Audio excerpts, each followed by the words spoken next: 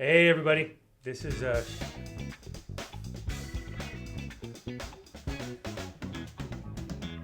just sets the mood. Yep. This is Doc T at SHARC Doc Talk. We're not sure about that one. We're going to see. I want to introduce Sam. Last name Sam. Jung. Jung. Short for jungle. Boy, that's yeah. Anyway, so you have no idea how real that is. So he's an intern with us. He graduates in 3 weeks. 3 weeks. He'll be a 4 weeks. full-fledged, almost doctorate in hand. But now we got to legalize him soon. And then obviously we have Dr. David Dionson, There you go. our associate extraordinaire, who handles pretty much everything in the clinic for us. So he's a what do you call that? The knife that does everything. Swiss Army knife. Swiss Army knife. That's the one. Jack of all Yes, trades. What's the other new one that has pliers on it and stuff like that too? Ooh, that's a Leatherman. Leatherman. Those are. I nice. didn't know what those were. Those They're are handy. rather They're free. really handy. Yeah. Don't they have some in like the military? Yeah, too? they issued it to us. Seems like that's where it started. Yeah. It would have begun in the military and then It trickled was down. expensive. Now everyone makes it, so you can get it for pretty Yeah, cheap it's now. nailed. Yeah. Yeah, no comment on that side of things.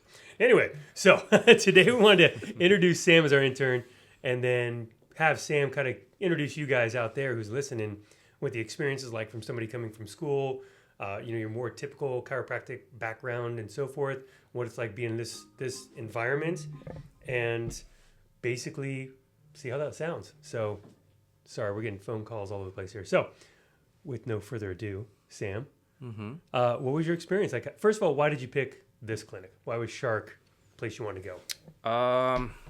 SHARC was different than the other clinics. I was actually encouraged by Dr. David here to check out the clinic.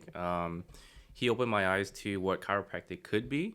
So what traditionally everyone thinks is everyone gets their back cracked. That's when, as soon as you hear chiropractic, that's what everyone thinks. And that's where I was for a while, for like the first half of the year. I came here to learn, I guess, another side of it. So all the soft tissue work, the rehab portion of it. I didn't think that chiropractic would kind of go into that world of. I thought it was just strictly adjustments. Right. So it That's was what I like, thought. it was kind of That's what I eye opening. Yep. So Yeah, very much so. Yeah, keep going. Yeah. yeah, no, it was it's a good, I guess, good lesson to learn, good knowledge to kind of gain for your career. Sure. So yeah, I mean, I did learn a lot here. So. Now, had you ever considered soft tissue rehab, like in school, coming through? I mean, other than what we learned from school, that was like the very basics. I mean, other than that, I didn't think it went any more than that. I figured, you could do it as an option, but I didn't think it could have been like something that patients sought, after. It wasn't something that they sought after. for sure. So, Yeah. but yeah, so I mean, I seen all the patients here. They're coming here strictly for that. So now, My reputation Yeah, in exactly. the beginning was all soft tissue. And then to the point where I actually had lost a couple patients who just wanted to get adjusted. And so they went to a chiropractor to get adjusted. And I was like, I do that too. Yeah. They're like, but you never did. I was like, well, I didn't know you wanted it. It wasn't part of the plan. That was my mistake as a doctor, because adjusting still has great value. Yeah. But by no means is it like center of attention Yeah. in our world. So now when you came in, was there anything that surprised you week 1, week 2, whatever, that we did that was kind of like, whoa, I had not seen that or experienced that process well, before? I guess going off of what you just said, how adjustments were rare, because a lot of patients, they want it, but they don't necessarily need it. Right. So I think that was something that I had to kind of get used to, where patients also kind of expected, but then they didn't need, so they could maybe want it. But a lot of times with basic soft tissue and rehab, proper functional movement, they kind of like, oh, hey, I feel better. I feel even better than what an adjustment would have done. Yes. So yeah, that was kind of hard to get used to. And it is it's fascinating because there are times where you adjust somebody on order-wise. So we do soft tissue typically, then we'll adjust, we'll rehab, so forth.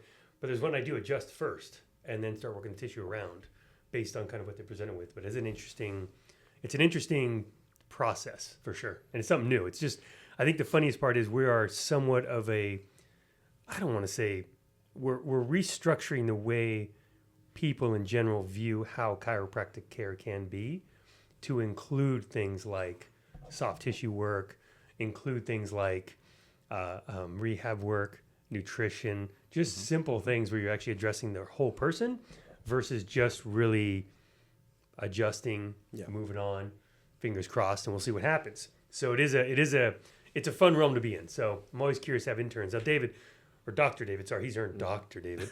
What was your, how was your experience? Any similar, different, same? Yeah, it was pretty similar. The first view of chiropractic that I had was, you're just gonna go lie down on a really fancy table. They're gonna put your face down, adjust your back, turn you around, adjust the other part of your back, then adjust your neck, and you're basically good to go.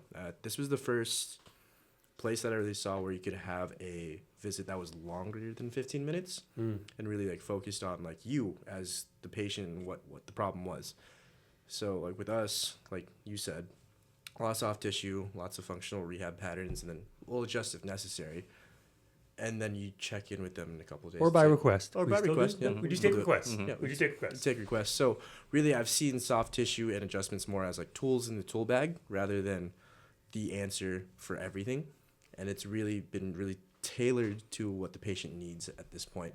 So it was really eye-opening too, just because if you take 30 minutes in the back of your head, you're always thinking like, where are we gonna have the patient flow coming in? Because you're taking a longer time with the patient. Right, yeah. There was definitely way less patients in the beginning than what I was expecting. Because when you go to your general chiropractor stuff that you see, you're probably expecting, I don't know, 30 patients 30 a to day? 60 a day. High Yeah. volume, yeah. Very high volume. You're used to a very busy office. That was not the case here. So that was definitely really cool to see. It was fascinating. So it's interesting we talk about this because one of the topics we want to bring up here soon is how we're adjusting. SHARC itself is actually moving to, this is like straight out of Jerry Maguire, by the way, literally. But we're literally moving to a concept of having these longer visits. And I myself, over 20 years of doing this, is, my efficiency is probably better than somebody who's, a year out. However, I still find, I was just telling Sam this morning, I have a patient that was here a little longer. We had an open spot behind them. So I just kind of cruised along with them and did some fun stuff with them. And I came back here and I was like, I love the time. It's just fun. Like you get to play. To me, I call it a playground. So we have outside of our clinic, outside these walls here, we have about 3,500 square foot. I call it a playground. We have a tennis net. What do you call that? Tennis, or not tennis, Well, it's a more like golf, golf net. golf Yeah. net. We hit balls into. We got all kinds of fun toys and machines and things we can do. But when you're out there with a patient and you get past that pain piece where they're not in pain anymore, and you actually get to play with them and go do stuff, oh my God, it's so much fun out there. Yeah. It's like a playground. That's literally what it feels like out there. Honestly, it's like watching your kid grow. It's like, oh, hey, they're actually developing the way they should. So That's 100. Actually, Honestly, so here's the funny part. When I'm teaching interns, the concept of rehab, functional movement, comes from babies, from children. When you're growing up as a child, as you develop through 10 months, 11 months, 12 months, get from that, rolling around to crawling backwards, then crawling forwards, then kneeling, then standing, and then, trying to walk and then run, which just looks like they're falling, which is another conversation for another time about running technique. But you watch them and it's just like, wow. Then you get an injured patient and we have to take them back to this beginning phase again. And so the fun part with that is, like Sam just said, you get to literally watch them. And then the best part, this is probably the best part of anything, you get to see them finish an exercise, obtain their goal, and turn around and smile at you. Like, wait, that's what it's supposed to feel like? Like, Yeah. yes. And you're just like, yes. Like you just climb the stairs out of a Rocky movie. Yeah. Yeah.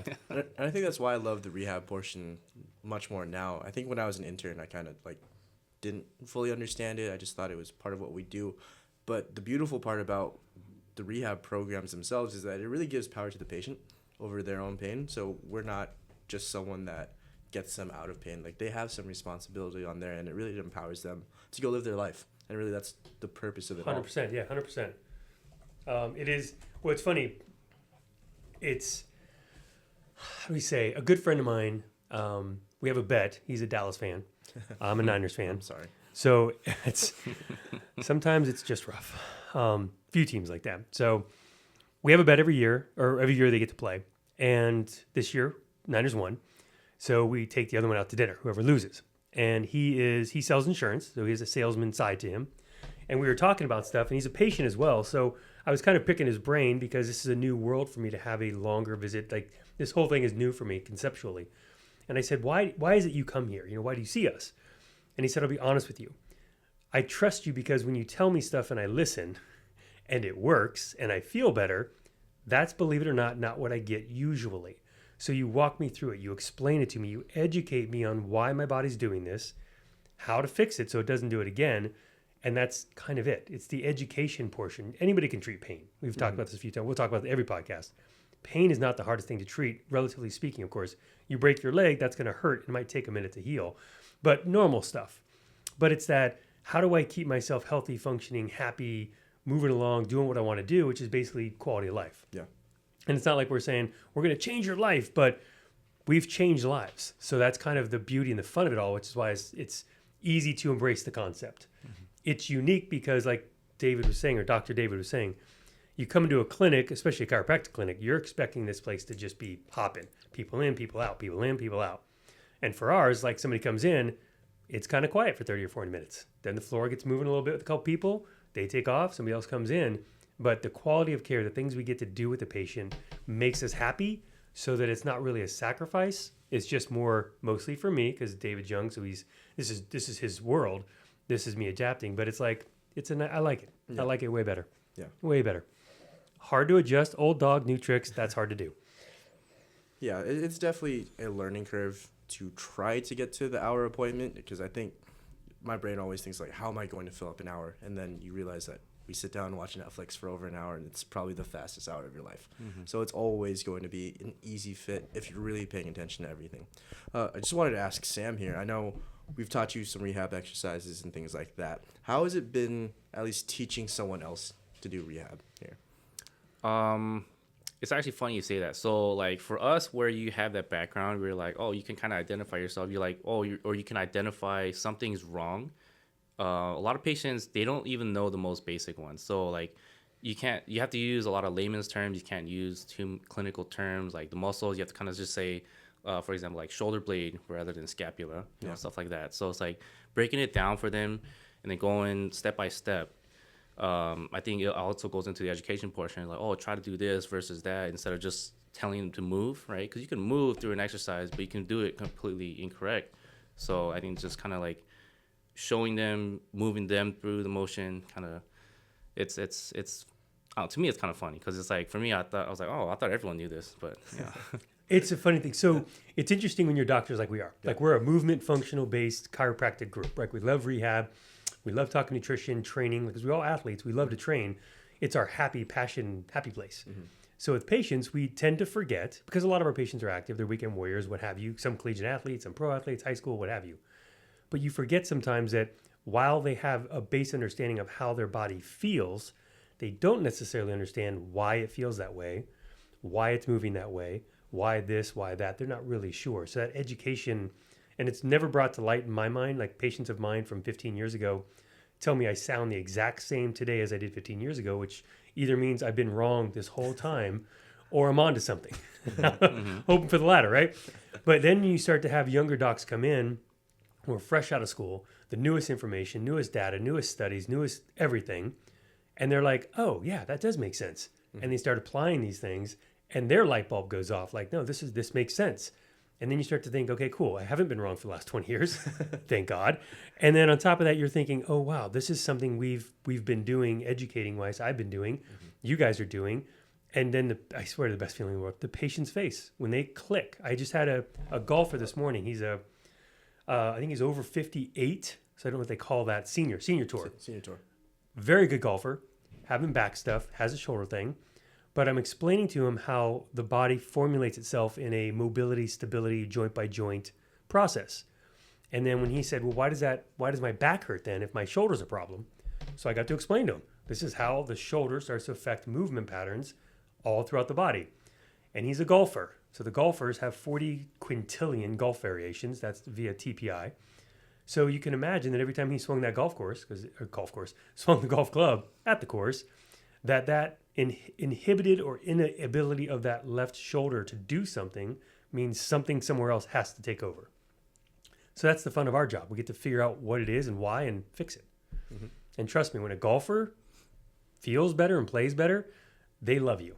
They love you so much. Tennis players, same thing. If they get the ball faster, whatever. But yeah, so it's been a fun experience learning all this stuff with these guys and having them come back. But being able to teach them is nice. Being the affirmation of David going through it, and then G1, if you're out there somewhere, buddy, we miss you too. Yeah, we miss you, bro. Oh man, he was a funny guy. God, we can tell stories about him too later. And then Oh, yeah, Sam bring him joined on. us. Yeah, right. Yeah, bring So yeah, it's kind of neat. But it's always fun to hear the intern. Like he can be honest and open with us, sitting on these mics for sure, because it's fun to hear what we think we're doing or trying to accomplish is translating over to him, and he's learning, and it's applying, and it's making sense. Now, Sam, I got to ask you a question though. Mm-hmm. Was teaching a new movement or exercise to a patient easier or harder than you thought it would be on the first couple ones? Oh, a lot harder. How so? Yeah, so like you tell them to move a certain way, but the reason you're teaching them is because they can't. So when you say, oh, like let's say tuck your hips, they don't know what that means. So even if you visually demonstrate, they think they're doing it.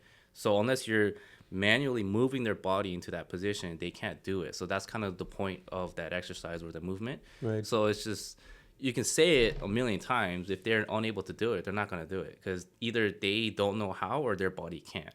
Yeah. Yeah. They've lost. So we've talked about this before. I almost said contemplation. your body's contemplating how to move here. Compensatory patterning is one of those things where you lose the neurological control. So you don't know how to do it. And even though you think you are, you're not. And it's fascinating because with that, you'll see that with patients, you'll give them a cue. You think you're clear. You're showing them. So we have a philosophy of monkey see, monkey do. So I'll do it, and then you mimic me. And then you watch the move and like, is this right? And you're like, how did you get that from what I just showed you? I don't understand. And so that's part of the fun too, is going, because you're going through it together, because you give me 10 back pain patients in here, I'll give you 10 different reasons why their back hurts. Yep. Right. And so you can't just throw these outline cookie cutter formats at them. Or the one I love, my favorite, is they go home with a picture of the exercise, which doesn't help you in the least, because we see that all the time. So we love taking video because we want to walk them through and explain this is how you want to do this movement pattern. But it is funny sometimes, and as you're a young doc, you don't realize that small piece until you're sitting in front of a patient. Yeah. Tell them how to do it, walking them through it, showing them how to do it over and over, and you're like, wow, we really okay. Yep, this is challenging. Dave, how about you? Yeah, I think the funny part about it is like, you'll hear me say cues, you'll hear Doc T say some cues, and you pick up on it. You're like, okay, this is what's going to work. Then you tell your patient, they don't do anything according to that cue. You're like, I don't know what to do. And then for whatever reason, like for one of our patients, he just couldn't be able to do a pendulum swing or basically like a kettlebell swing. Just think that image in his head. I think you said, just think about jumping, right? Oh, jumping on a box. And he do a box jump. He couldn't do it, and then all of a sudden he just started swinging his arms around, and he got it. You're Yeah. like, well, I don't know what to tell you, man. So if you're giving somebody a good corrective, a corrective exercise is you're trying to correct the movement pattern, the bad movement pattern, right?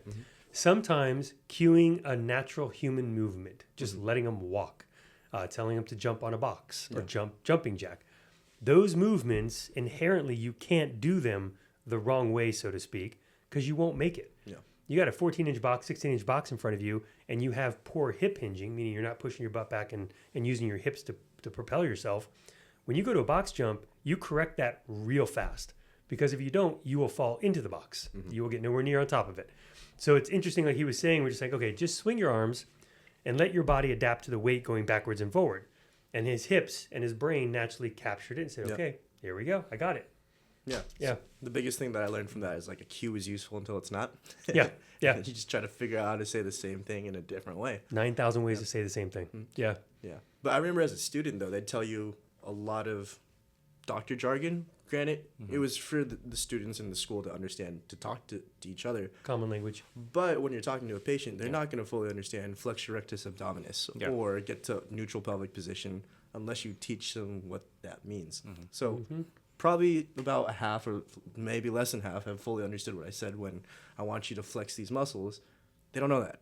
So the challenge I know as an intern was, how do I communicate effectively with a patient without even overloading him? Because you can overload it with information and you overcoach. Oh, and too much. don't go Too much info. south. Because you think this is a new language for them. Not that clams or bridges or pelvic tilting is, it's new to them. But when you start overloading them, like I have had patients come in the past where they come back from a PT clinic where they have 16 exercises. And I was like, man, you need like 2. In my own training, I don't even do 16 exercises. So let's put that into perspective. There's definitely you have a volume control on some of these things too, and how many things you're doing and how many reps you're doing and so forth. And it's interesting because usually the amount of exercises is irrelevant to the consistency throughout the day of doing these exercises that you start to learn these patterns. And you don't have to learn everything. The wheel was not invented in a day. It's like, take your time. You know, and athletes, the one word athletes do not comprehend is take your time, patience. Slow down. It's not in their vocabulary for obvious reasons. And I'm very fortunate. We're all fortunate. We get to actually, our biggest problem is trying to get our patients to get on the sofa and relax, not get off the sofa, which is challenging, but it's we're very fortunate for that. Very fortunate for that. And I had, I love our patients. I have so many stories, but we have one, he literally is a marathon runner. Pretty good, 2.5 to 3 hours, 2:45, call it. And he had a Fitbit or something on his wrist. Something that tracks. And I was like, what is that thing doing? He's like, I'm counting my steps. I was laughing, going, so do you hit those by breakfast? He goes, what do you mean? I go, didn't you run like 6-7 miles this morning? He goes, yeah. I said, counting what? You're kind of there. I was like, and so for me, as my goofball experience, I have a standing desk in my office, or I had a podium actually, movable on wheels. And I've been using that for a while. And so, you know, it's healthier, it's better, right? Standing's better. Well, I stand all day. So my feet started getting sore. My legs started being achy. My back was sore. And I was like, oh, okay, too much of a good thing. So I took my desk down. Now I sit, and I'm much, much happier. So remember with standing desk, I know sidebar, we just went off in left field here. But it was standing desk, just make sure if you're already active and doing a lot of exercise, you don't have to worry about standing at work all day. It's actually okay to sit a little bit too. Yeah. Or as Justin has said, I actually like how he puts it, is your best position or your best posture is your next posture. You're just moving around for the most part. Yeah, staying active. So if you are standing for 8 hours, maybe sitting's not a bad thing for you. Or if you're sitting for 8 hours, maybe standing's not a bad thing for you. Agree. We know what is a bad thing? A treadmill under your desk. Don't have a treadmill while you're trying to work at work. Just work. Yep. Just stand. You don't have to try to get your steps in on a treadmill. I'd be too distracted.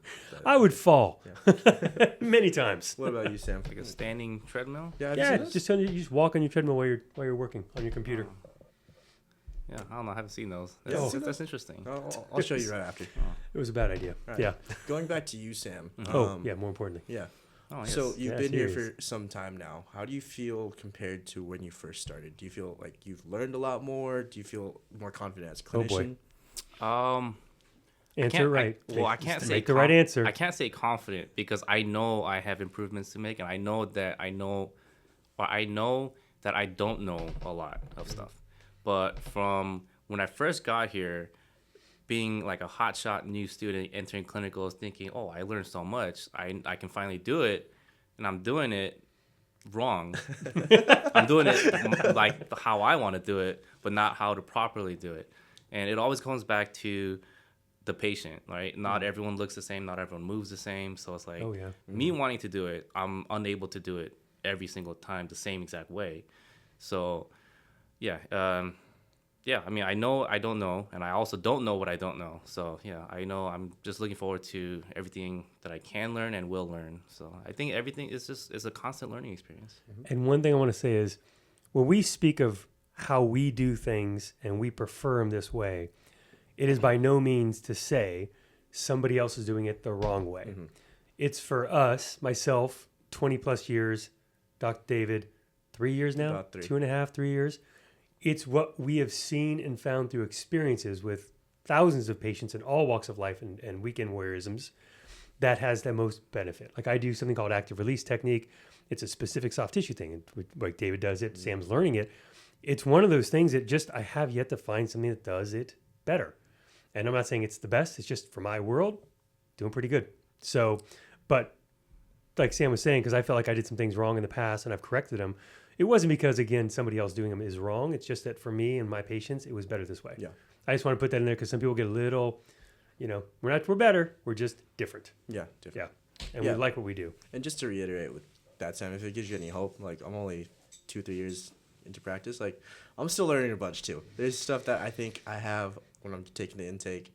I'll take it, I do it, and then all of a sudden there's no change. I'm like, well, what am I supposed to do now? So I have to take a step back with a live patient and really think, am I trying to force them into my thought process and what I know can work, or am I actually listening to the patient and really providing them with the best care that I can? So, That's yeah. a good And understand, I'm 20 years in and I'm still learning. Yeah. We just learned about tibialis posterior. It's a muscle in the calf.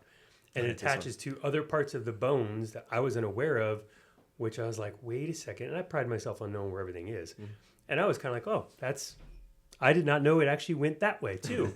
That's interesting. So, and that's, 20, it's just, I harp on 20 years, but that's a long time, by the way. It's a long time. But it's always learning. The human body is by no means this black and white, simple, thing you can just grab onto, and I'm going to do this, I'm going to do that, and here's my outline, it's going to work. It's like, that's just not how it works. And there are, we call them zebras in the clinic, and there's one particular who's in today. Oh, yeah. But they'll come in with stuff that doesn't respond to anything that we consider normal terms of care. So we pull out our notebook on zebra care and we begin going through the zebras to find the most random ligament or muscle. Like there's a foot in your muscle called the interossi. Now, it's not a comfortable muscle. It helps the foot bones in the foot stabilize and do some work. But when you start working on somebody who has calf issues or ankle issues or big toe issues or foot issues in general, you'll watch them turn beet pink, red, and want to cry because it burns like the dickens when you work on it. But if I work that on everybody, some people it won't bother them at all, it'll be fine, no big deal. But you get that one zebra and you work that and it actually fixes 60% of their problem in a matter of 30 seconds. And that's just one of those, okay, got to move on. You got to adapt yourself as a doctor to the patient, not make the patient, this is what Dave was just saying, not make the patient adapt to you. Yeah. And that's called practicing medicine. 100%. Yeah, I mean, there's a lot of pride that has to be put away with that because, Like none. It's got to go. It's got to go. It really has to go. Because there's been times where I've said, like, I think I told you about this. Like, I didn't think, like, mobilizing the low back in terms of just a general distraction was always great for every single patient. I had a firefighter that came in and tried everything, wasn't working. And then I don't know why my brain went to that one, but I went to that one. He literally looked at me in my face right after. He said, about 80% of the problems literally went away when you did that. I'm like, well, why did I say that it wouldn't work?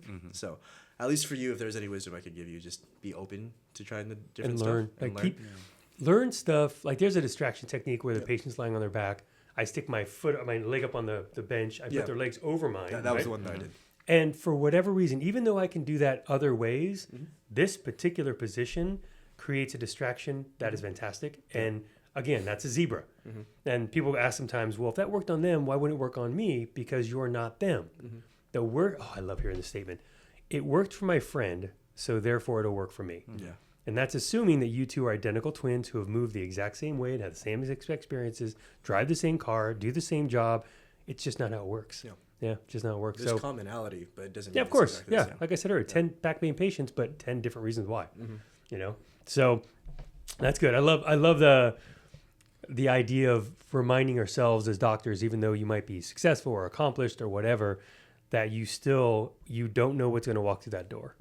You have the basics, you have the foundation, which is what we try to provide interns like Sam. I did with David and G1 out there. It's just the basics. Just, understand these things. I can't teach you everything in a course of an internship of a year, 10 months, 11 months, 12, whatever. But we can get you the basics understanding so you can build from that. So you realize, like I said, they teach us as doctors, you're looking for yellow flags and red flags. The yellow flags you can work around possibly. The red flags, get them out and get them where they need to go. So if we can give you past the baseline school education, which is great education, but get you into that identifying the yellow to red and understanding what you can and can't do, and you keep learning, that allows you to understand to get to where David got. Like, here's the difference between David and I. I would have gotten there one visit faster, maybe two. And if it was the first visit, maybe 10 minutes sooner. Like, that's all that experience does is I've seen that enough that when I see it or hear it, I go, oh, go to this. And these guys, I got to ask you guys a question. Okay. How many times when you were in the room, because I don't allow them in the room with patients until probably 8 to 9 months after being here, for a lot of reasons I'll go into later, but there's a reason for it. But how many times have you seen me with a patient drift, like I'm looking out the window or I'm staring in the distance, and you're like, is he glitching right now? Is he okay?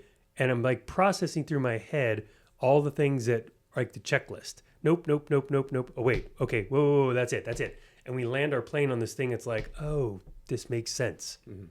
It's been a lot. Probably more than I can count right now because I've been in the office for a little bit. Yeah. But since you're pretty fresh off of this. It depends. It goes back to if it's working, if it's not, if they're depending on their improvement. Yeah. You're not drifting. You do that thinking phase. Kind of like, what could it be? And then you're like, oh, let's try this. Yeah. And then and I don't want to say it's common, but it does happen, for me to kind of be like, oh, hey, I recognize that face. Yeah, he's thinking about something. Yeah. Uh-oh. I know when I'm in the office and let's say I'm quote unquote covering for you because you're doing something else here, and I'm taking notes and I'll see that happen. I'll kind of have to backspace a bunch of the notes that I was writing out anyways. I'm like, okay, it looks like we're not going to do that today. We're going somewhere else today. Yeah, All right, let's see where we're headed. Yeah. And it's fascinating because it's something that I don't know where it came from or how I got there. Everybody's unique. Like David had his way. Yep. Sam will develop his way. But it's your processing center where the doctor's trying to put together how in the world you did this. Who is it? God, there was just a patient. Oh, that it's. We just had one. Wasn't the knee? Oh shoot! There was a patient that came with something. I'm like, I don't know how you did this. Like pulled a hamstring by sneezing. It was this weird correlation. I was like, how in the world did you pull this off? And so that's actually like we deal with pain. There's emotions caught up in the pain. People can be down, depressed, especially athletes, and get all that. Yeah. We try to lighten it up and make jokes, as you can hear and see on the podcast oftentimes. And then from there, this is actually fun because if you can land that plane on somebody and fix them and figure it out, it's kind of cool. But there's some things you're like, what in the world did you do? Oh, yeah. There's been a couple that I've seen. But I think that's the fun part about being in the rehab and like sports medicine type of field is that we get to see that all the time. Yes. Like, hey, you've done it yourself too. It's like, yeah, how'd you hurt yourself? Well, I needed to finish the workout. And then the athlete in my brain says, yes, you need to finish it. I understand you. The doctor in my brain says, you didn't need to finish it. You wanted to finish it. That's the follow-up question to anybody who hurt themselves. What were you doing when this started? Oh, I was in the middle of bench pressing. Okay. Did you finish? Yeah. Okay. The whole workout or just that piece? Oh, the whole workout. Okay. Whole workout. Yeah. What else was in there? Dips. And your tricep hurt. Your elbow? Okay. Yeah, cool. Yeah. What else? Flies. Oh, nice. Okay, cool. Push-ups. Yeah, perfect. Yeah, love that. Yeah. It just kind of keeps on going. And you're like, and in the back of my head, I'm like, I would have done the exact same thing. Because, like I said, you'll hear this in every podcast probably. We become known as the enablers. And for better or worse, what it generally means is we have a good grasp of you that we can help. Now, we still consult every patient. If you have pain, please stop. So our job is easier. And then there's a handful that don't care. So, yeah. I think that's where I knew Sam would fit in the office because I actually met Sam at the gym. Yeah, by the way, we asked earlier how the hell we got Sam in this in this office because I don't recall. It's he just showed up one day. He's like, I'm Sam, intern. I'm like, okay. Sure. Okay, let's go. I met him at the gym. And okay. That's what it was. Yeah. Yeah, he met me at the gym. I think, I was just working out, and I think it was our friend Steven, because you were consulting with Steven about certain things. And he had asked me something, and I was like, oh, I don't know. And then you were walking by, and he had asked you, and he's like, oh, he's also a chiro. And I was like, oh. I think I had barely just started clinic, and then that's how we met. But, yeah. Yeah. And then he followed me to the office, so I can't get enough of this guy anymore. Yeah, I can't get rid of me. Yeah, seriously, just shows up randomly. We're closed today. Yeah, I'll wait till tomorrow. Okay. I'll be right here. It's not that bad. He's been a great addition. He's a riot. Yeah. Very fun in here. Yeah, I appreciate you guys having me. Yeah, of course, man. Of course. It's always nice to. I love having interns in. One, because they're young, so I can poke jokes to them. Like I'm waiting for the one that was born. I'm not that young though. No, you're the old guy. Oh yeah, we actually skipped over that entirely. So let's go talk about quick background. So I was a late bloomer to getting into school in general after high school for a myriad of reasons. But for this young man over here, Sam, give us a little. Where'd you come from? So I'm a veteran of the U.S. Marine Corps. It's actually my younger brother and I both served. I have two brothers, so it's my younger brother and I. I'm actually the only one to go to college as well. So, which is funny because I joined the military after high school because I didn't want to go to college. And then I joined the military because I didn't know what I wanted to do. And then after I got out of the military, I didn't know what I wanted to do. So I went to college. And then, and the rest of it. Kind of figured it out. Yeah, I kind of landed here. But, so I kind of started late because of military service. So that's not a bad reason to start late. At least you're, I often tell, because I'll get parents, and, when you're in the world we're in, you're going to get questions from parents. And parents ask, like, how we got here. How do you become a chiropractor, become a doctor, blah, blah, blah. And I always tell them, let the kid, I'm not a big fan of exiting high school, going to college. There are very few people I've ever met in this world that know where they want to go, know what they want to do when they're 18. When I was 25, I didn't even resemble the person I was when I was 18. So, going in the military, taking a couple classes, doing something just to kind of find your curiosity, things you'd be passionate about, I think are great. So, but he came to us, 4 years in? 4 years, yeah. Yeah. And then what'd you major in college? Kinesiology. It's a common one. Yeah. Now, here's a funny question out there for everybody real quick. In kinesiology, did you take a run class? Oh, which one? A running class? Walking, running, yes. Yes. Did they teach you the mechanics No. of running? No, this was the entire class was, all right, everyone attendance, all right, go run around or walk around this. So here's the question. What is the basis of kinesiology as a study, as a degree? Study of the body's movement and mechanics. Yeah. But we did not study mechanics of running. Sorry. That's just one of my pet peeves. No, and to add on huge top pet of that, peeve, and to add on top of that, right? When you took those classes, was that your senior year or was that your junior year? Oh yeah, I think it was Yeah. like the senior year. The so senior like year. all like so I transferred in actually. So I went to community college to get all my GE credits, and I came in as a junior, and I was still taking basic kinesiology classes. But then I was like, okay, none of this applies to what I'm actually trying to learn. So No, I loved being a kinesiology major, except for the fact that you were learning kinesiology at the end of your junior year or your senior year. Yeah, so, kind of on your way you out the door. Yeah. Yeah, you should have learned this earlier. But then when you're there earlier, oh, you should have learned this later. So, yeah. It's like, I had somebody come in who my first experience this a few years back, and she was like, "Yeah, it's kinesiology major," and I was like, "Oh, cool." She was with emphasis on running and endurance coaching. I was like, "Okay." Did they go over mechanics of running? And she goes, "No," and she looked perplexed, like I just asked her the weirdest question in the world. And I'm like, because I'm an old endurance coach, and we do pose method type of running, chi running, things like that. But the nature of running has a mechanical efficiency that you want to master to become an efficient runner. It's very simple, but I was always cracking up with that. I go, okay, did you learn the mechanics of the clean and jerk? No. Snatch? No. Squatting? No. Deadlifting? No. Lunging? No. Pressing? No. Pull-ups? No. I was like, what did you learn? But it's okay because it's, you finish it up, you learn some stuff, learn what you don't need or what you do need, and move on. So, not making fun. Kinesiology majors are fine. It's the education behind it that we're kind of like, seems like we're missing something. yeah. Yeah, maybe we should do that. I'm not trying to make a college course. I don't see why not. You're the smartest guy in the room. I was gonna say it might be better than what they're offering. Yeah. It could be better. We could do SHARC But Academy. what's funny though is college students are gonna say, "Oh, I actually have to do work in this class." Yeah, I'm not taking that class. Well, see, it was very funny though. Here's the funniest part to me. I hated high school for, again, a lot of reasons. Yeah.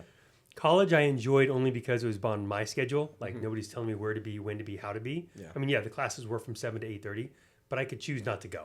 Right? It's my choice now. Where in high school you're kind of like forced to go. Yeah. And it wasn't until, it had to have been my second year in Chiro school. So Chiro school is 3.5 years roughly. Second year in roughly, I started getting a passion for it. I started realizing that wanting to be in the gym, there was other parts of like learning where rehab comes into play. So there were a lot of mentors of mine in books that I started to kind of Charles Poliquin, who's passed, but he has a couple Winning the Arms Race book, which actually got into isometrics, rhythmic timing, eccentric loads, like all kinds of stuff. And I'm reading this stuff going, this is fantastic. Yeah. So the point is that in college, even if they maybe taught a better course that was more in depth, I sure as hell wasn't going to take it. I didn't want that. But it wasn't until later where I actually had an applicability. Like I could take this, apply it, and it made sense in my head. Like there's a saying, and I wish I could remember it. You're never really ready to learn until you're ready to learn. I wasn't ready to learn until I got kind of to a certain point where I went, I'm more accepting of this information. And then I just nerded out. I mean, then it was just, we went nuts on it. But actually, it was. That's where I started thinking back in the time. That's where it was. So yeah, what we're trying to say is you take your time, you learn what you got to learn, but I still think it's funny they don't teach mechanics of running. Yeah, I agree. Like, I didn't get really good at a deadlift until like 2 years after college, and I was a kinesiology major. So It seems like that'd be the premise of it. To be fair, I still don't really. We're working on it. Yeah, We're working we're progress. working through it. Yeah. Yeah. So Well, the ironic part, so in our chiropractic school, we had chairs we sat in, but the chairs naturally reclined. Oh, If yeah. you sat back, like you leaned into it. And all I thought to myself is, ironically, we're in a school on the spine and spinal care in the worst possible position we could be in. Not just sitting, but slightly reclined. Think bucket seats in like a Honda Accord. and we're going to be here for 2.5 years. That's going to work out for all of us really well. Oh, I took some of the best naps on those naps. Whether by accident or on purpose. Yeah. Well, sometimes you're just tired. Yeah. Yeah. Just tired. I mean, Doc T has said it. He's never gotten better at studying for a class than studying for a test in the previous class before. Yeah. right Yeah. before. Yeah. I studied for pathophysiology while in microbiology. Yep. It was great. I'm pretty sure I picked up something somewhere and somehow, and we did fine. Time management takes on a whole new meaning. Like any doctoral postdoc classes are just, they're intense. They're very intense. They're intense. There's a lot going on. A lot of information to try to, regurgitate and actually just remember some stuff. Like keep it in your head. Yeah. I'm curious about this because I know how I felt about it. Your third year, on your third year, did you actually start to enjoy like the program? Because I felt like my first 2 years, I was just in class. Yeah. So there's a huge difference between when you took it and when I took it. I took it when it was all online because of COVID. So we didn't even go into campus until our third year. Ooh, I'm sorry. Yeah. Wow, so, that's a long time. Yeah. So everything was online. We never, we see the names, we see their faces, but we never met until the third year. So short answer, no.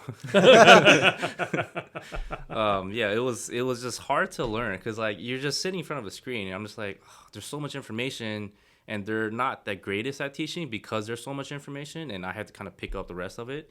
And then for me to want to do that after an entire day of classes in front of a screen, it was just hard to kind of get into it. I mean, it's just, because our job is as hands-on Exactly. another human body outside of a surgeon that I can think of. And we are just hands-on. So to learn from a Zoom call or online is, because the thing is like you talk about the body. I need to know where this ligament is in relation to this ligament and this bone and this muscle and this tendon, and how all these things sit, where the nerves are, arteries are, things to identify.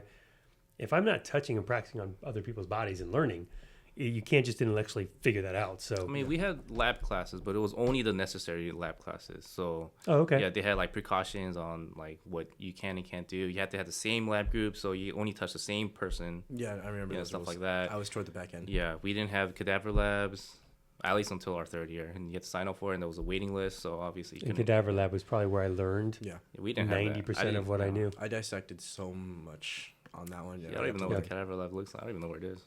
You don't know? Man, There's a waiting list, an entire waiting list, and then And just so you out there understand, it sounds gross. I'm absolutely convinced. Like some people be like, "That's disgusting."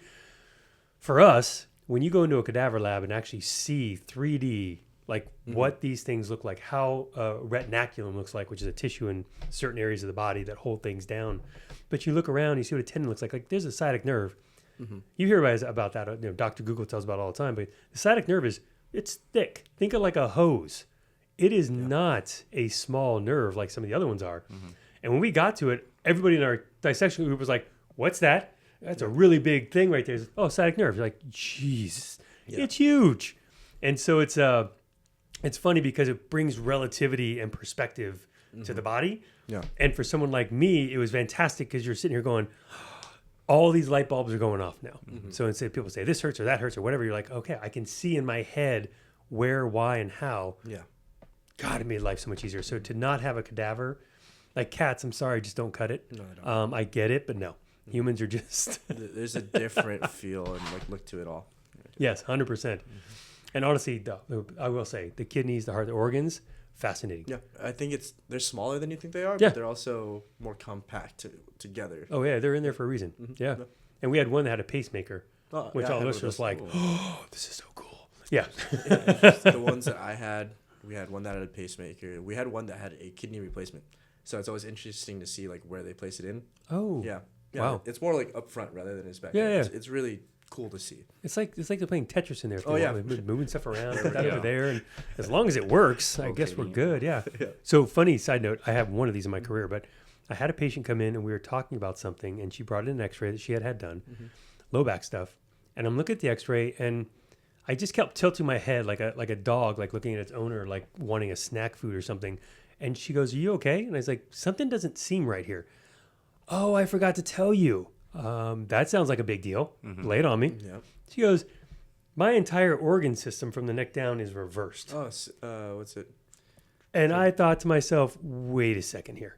Everything? And she goes, "Yeah. So my heart's on the right side." Yeah, right side, yeah. Interesting. And I was like, okay, so it's not me. Thank God. I thought for a second, I was like, I'm an idiot. I can't read this X-ray. I don't know what's going on. And she goes, no, it's all here because nothing looked the way it's supposed, shadows and so forth. But I was thinking in my head, how? How does that happen? That's crazy. Yeah. And she goes, the doctors tripped out on that for a long time because they would do x-rays and they would be like flipping it back and forth because there's a left side of the body and the right side of the body. And the heart helps you determine if you're struggling, if you're new. And I was like, heart, left side, got it. That's not, wait, what? That's not, something's wrong.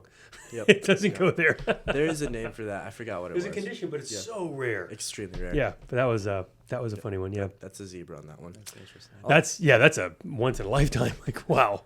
Yeah, I'll say this for the interns, especially when you first come in and you think you're really good in terms of everything. You're good for where you're at.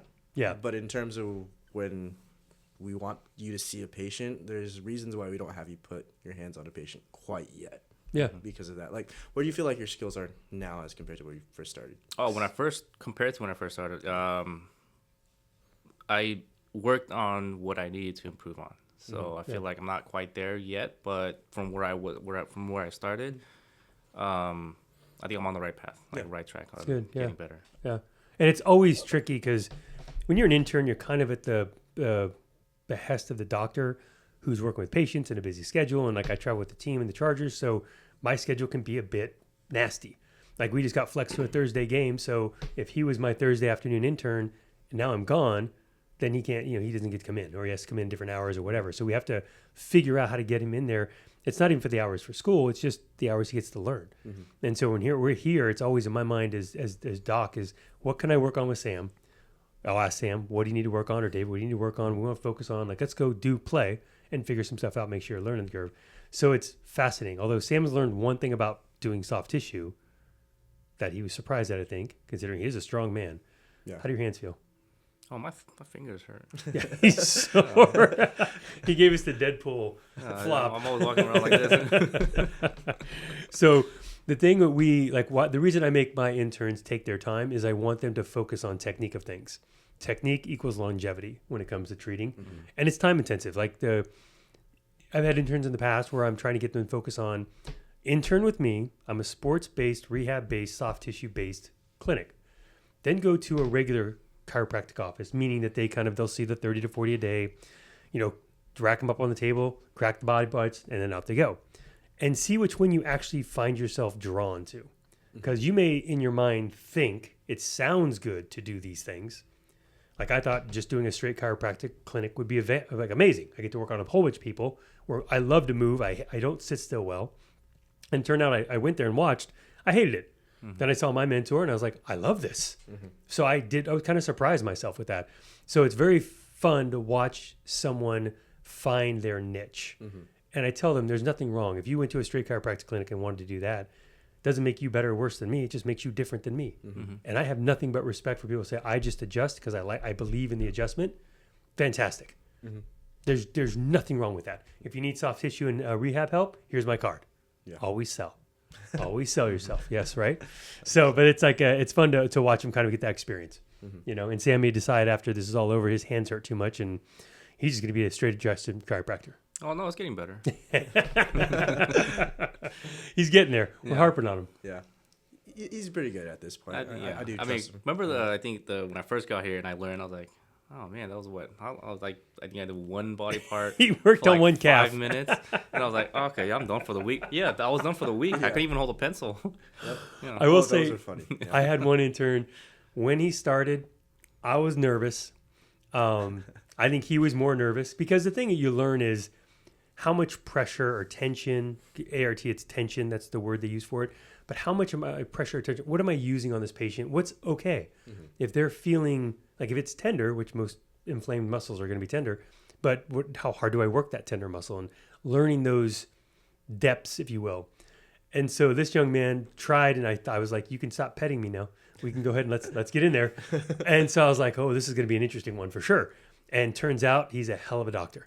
Does great touch, good everything. And it's just one of those things like that learning curve is so big that for the young docs out there or new docs or students out there who are out there learning, like just give yourself time. Yeah. Just listen to the guy leading you and mentoring you. Make sure you're paying attention. Work on your technique, whether it be adjusting technique or soft tissue, whatever, rehab. Pay attention to those things, but it comes along. You'll get there. Yeah. So in order for the students out there to fine-tune stuff, if I were to give you any advice, it's less really about the motion, because you can learn the motion of how everything goes, but it's really the touch, the tension, everything along those aspects that you didn't really think about, that's what makes a big difference between everything. Because I know when Sam was learning the soft tissue and when I was first learning it too, at school, it was like, oh yeah, you're going to do this motion and do it this way.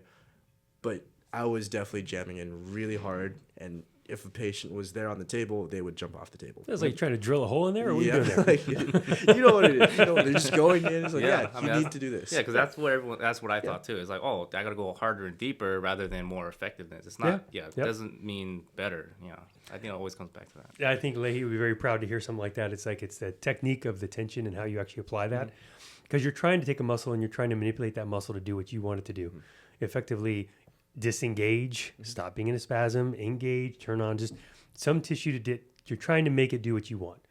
And it doesn't mean by punching it, it's going to work. Yeah, exactly. Yeah. Even like with adjusting, it's not like, for me, I'm a smaller guy, so it doesn't mean I have to body slam a patient, right? No. It just means get the joint into this position, move well, get the correct tension. Even with you, you're a bigger guy. It doesn't mean lie down on the person. And that's something that you also said. I was muscling through it. Yes. So, yeah. Technique. I mean, there's a reason. It's so funny. When you deal with athletes, you ask Jordan, any basketball player, how many shots do you take in practice in an hour and a half? Thousands. How many free throws are you practicing? Not everybody. Some people don't, but ones that do. They're working on their technique. So when it comes game time, they don't have to think about that technique. It's automatic. Yeah. And that's what practicing is. And you work on this because technique matters for everything we do. How you do it is far more important than that you're doing it. So rehab programs, a lot of people bring in rehab programs into here, and we'll go over them with the patients. Show me this, show me that. And nobody actually walks them through how to perform. It sounds ridiculous, but my child doesn't know how to tie its shoe until I teach them, right? They can't make a peanut butter and jelly and clean up after it until I teach them. And so the patient's learning things, it's the same thing. And the older the patient, it's funny, I just make this analogy, they're just further from being 2 years old than somebody younger. So they've forgotten how to move properly over a longer period of time than somebody who's younger. And that's it. And so once you correct those things and kind of get them back on track, it's shocking to see how quickly they come back. So, yeah, stick around, Sam. You'll be good. We got more work to do. Okay. Oh, hopefully not too much. Yeah. All right. Well, we got to introduce Sam. We got to talk about internships. Got to talk about kinesiology. And if you're out there, if any teachers teaching kinesiology out there, teach them running mechanics. And lifting movement mechanics. Yeah. It would be good for them. Here, just put it as extra credit, like or run. reach out to us. We'll design the class. Yeah. I'm telling you, we got to do that. That'd be fun. All right, guys. We're going to wrap it up. This is Doc T. I like SHARC Doc Talk. Or I said shark attack, but SHARC Attack seems aggressive. It seems aggressive. Okay. Yeah. Not bad. Just, This is why he's still an intern. Yeah, he's getting there. I'll come up with another one. Probably. You should see our fantasy football league. Maybe No. not. That stays in the chats. That stays in the chats. This is Sam. Look for him in the future. Where are you living and probably practicing up around? So I'm originally from LA, but currently living in Orange County. So I want to kind of stay around Orange County area. All right. Yeah. So he'll be out in practice soon and unleashed on the world in the next 6 to 8 months. So look out for him. Dr. Deonson, always a pleasure. Justin will be joining us on the next one. I'm Doc T. See you guys next time. Cool.